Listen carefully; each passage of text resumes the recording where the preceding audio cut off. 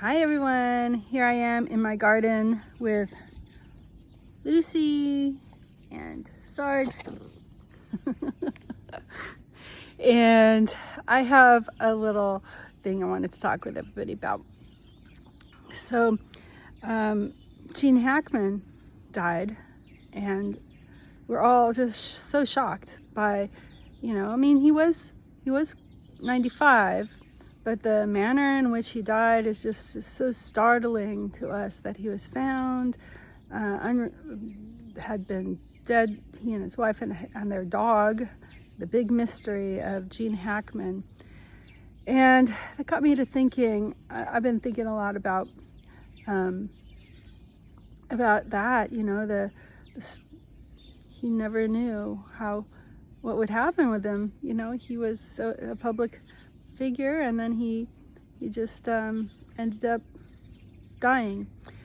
And recently, yesterday, I spent a long time searching for somebody. So one of my readers used to be so engaged with my newsletter. She would write to me and she was on my beta reading teams, and then suddenly she just stopped responding. And I yesterday, in November, when Last Noel came out, I sent her a letter like, hey, where have you been? And I noticed that you unsubscribed from my newsletter list in March. And of course I'm thinking, did I offend her? Or she's moving on. But she wasn't the kind of person that would just move on. She's just an avid reader. She loved my writing. She was a super fan, and then she just disappeared. And I spent, I kid you not, an hour trying to find out, is there any news about her? Did something happen? Car crash or something like that? And I found zero information. And I had to conclude that she probably passed away. She has not been anywhere, not on social media, not responding to my emails, things like that. And then I had another super fan, a very dear woman named Mary Lou, who I've known since I was a teenager, and she was one of my super fans too. And she stopped responding to emails, and then I did find out that she had passed away. And just the fact that life is like this, life just takes us by surprise. We don't know how long we have to live, and we only know that we have today. And Jesus said, don't worry about the future. Future will take care of itself. Sufficient for the day is the trouble thereof. At the same time, we have this life to use our talents. And if you know the parable of the talents, they were responsible for using what they were given in life to use it for the master's glory and for profit, not financial. We understand that what matters is ultimately is the glory of God. Is God glorified by the way that you use your talents or your life? So that's the thing that drives me in what I do in my writing. I was talking with my mom. I usually try to talk with her every day, and we call because she lives in another country. She lives in America, and I live here in Turkey. And she said to me this morning, she says, it's like you write a parable in all of your stories. I'm like, yeah, actually, I was thinking that's true. All of my stories are, in a sense, a parable. And one of the verses that has meant so much to me is Hosea 12:10, which says, I spoke to the prophets. It was I who multiplied visions, and through the prophets gave parables. And if you look in the Bible, the stories that the parables of Jesus, right? We're very familiar with those. But there's also parables. Jude and James, who were Jesus's brothers, their books, their letters, epistles, are full of parables. Paul, wrote about running the race is a parable, just analogies and parables. Peter, the Bible is filled with parables. Old Testament has parables. And we learn through analogy. We learn through stories, parables. In fact, some of our favorite books are the ones that use a lot of analogy. You know, what it felt like, and when they're really vivid with it felt like fire was coming from my fingers. I don't know, and you know, then you can really understand that. I write because I want God's truth to come into hearts through parable, through my stories. My stories carry a deeper truth. For example, The Last Noel, it's a story about a man in a Christmas pageant and his family and everything, but it's also a deeper story about all of us struggling with big questions, and then we have the Trunk of Scrolls, which is a quest, but it's everybody's quest. Sort of how, you know, John Bunyan's story of Pilgrim's Progress was actually a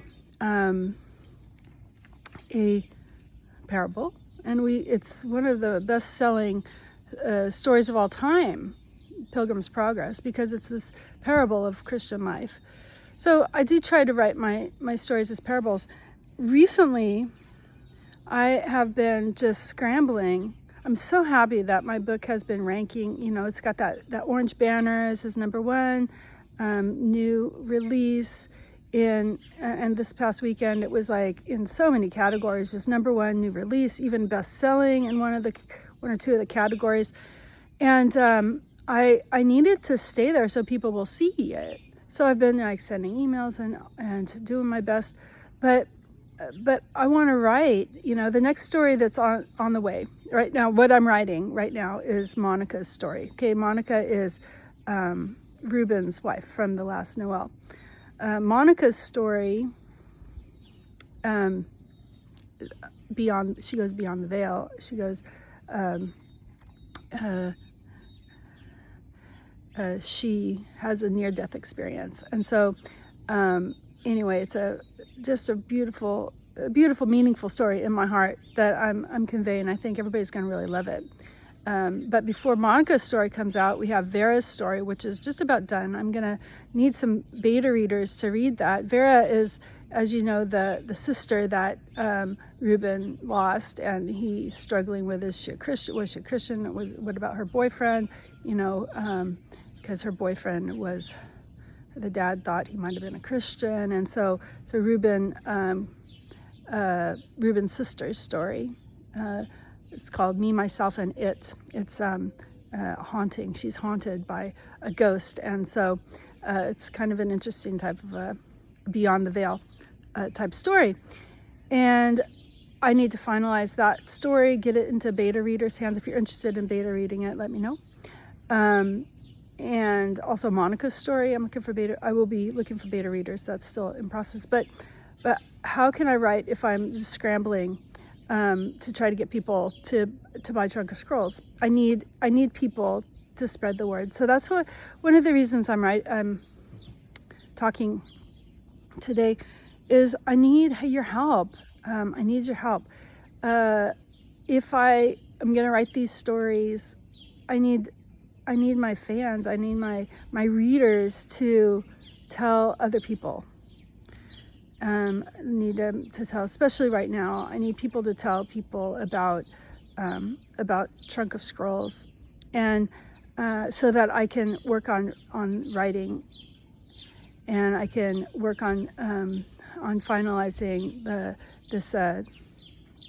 these 3 books.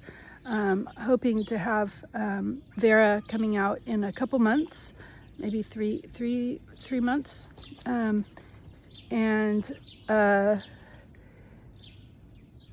but I wonder if you could be a super fan. You maybe don't write, maybe you do write, but maybe you don't write, but you want to be part of this. If you want to be a part of the conveying of these truths and these parables, then maybe you could do simple things like, if you're on social media, you can share my post, I have some variety of different kinds of videos, like There's these videos that are a scene from the story that's kind of turned into a trailer just of that scene. They're called Feel the Page, and you could take a look at those, share those, like them. You can get involved in watching, liking, sharing the Constantinople virtual tour. I mentioned that in my video yesterday. There's a virtual tour of Constantinople, particularly the end of Trunk of Scrolls, the scenes that from the end. So a lot of people have been saying how exciting it is to be able to do a virtual tour of Constantinople. I filmed that the last time I was in Constantinople or Istanbul. And you can share that. You can tell your friends, tell your pastor, get a copy for your pastor and give a copy of the paperback to your pastor and ask him if he could share it with the congregation, or you could give a copy to the youth pastor at your church and just recommend it. Because I need people to be helping this way, so that I can keep writing. Because if I'm just doing that, if I'm just scrambling, then I can't finish the writing. And I know you're going to love this story about Monica. It's a story of this near-death experience, but it's also a story about prayer. I mean, it's really, I believe it's a very powerful story. Everybody who read The Last Noel, they said, everybody who wrote to me said how meaningful it was to them. And I try to write stories that get you deep. Somebody said the other day that Trunk of Scrolls made them really sad because of the cat, what happened to Belle the cat. And yeah, Belle, something bad happens to Belle the cat, and that is part of this life we live. I mean, I have little Lucy. I've been petting her well over here, little Lucy, and there's Sarge again, running around the yard. We love our pets. We love them, and to lose a pet in a story, I guess somebody said you're not supposed to let the dogs and cats die in stories, but I broke that rule. And the reason is because we do lose our cats and our dogs, and life, how do we deal with these things? For Marcellus, it's just very traumatic. The loss of cats, the loss of things. But, how come these are happening? I mentioned that in my other video, the question of why difficult things are happening in our world and how that's related to Christ. I'm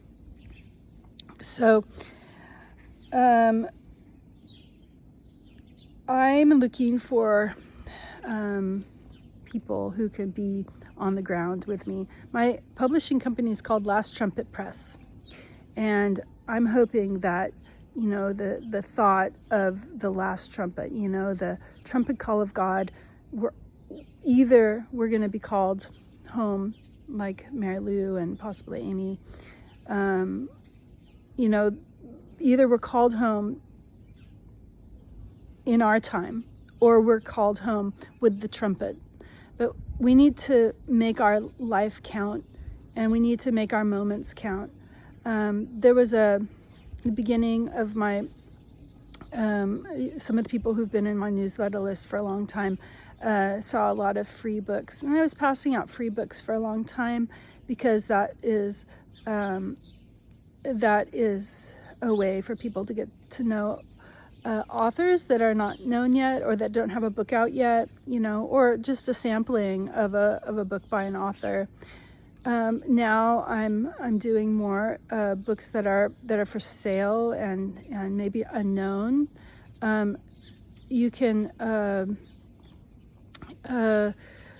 think about maybe you're just here because you want the free books, and that's fine. If you need to just be getting those free books, that way you can help is to like and to share about this book.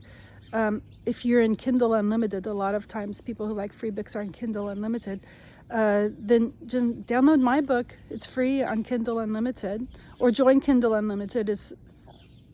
I think it ends up being like the cost of one book a month, and you can get unlimited books.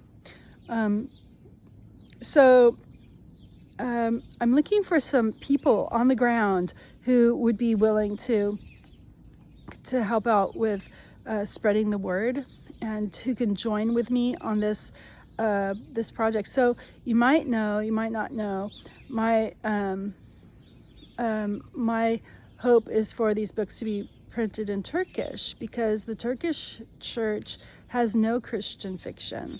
And so Trunk of Scrolls is being translated. Elif, who's our one of the two translators, was at the launch party. That was really fun to see her there. And the book is being translated. The audiobook is going to be started in March for Trunk of Scrolls in English, and then we're going to also do a Turkish one. So there's a lot of things that are happening or about to happen. But if I have to do all of the telling, then I can't do the bigger part. So I am asking my readers if you can help out with that. If you have read even part of the book, if you've seen the pictures in there, if you want to write a review, right now there's only 2 reviews because people are reading the book. I understand it's a long book, but you're allowed to write a review even after you just start a book. If you are interested so far, if you want to talk about anything that you think is good about the book, that would be really helpful.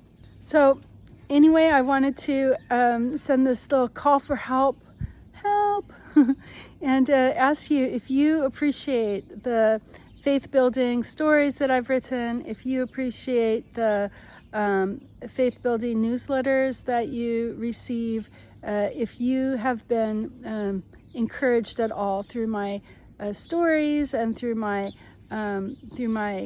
communication, if you could help me out, that would be really appreciated, because I need Superfans to join me in helping Trunk of Scrolls to get into more hands.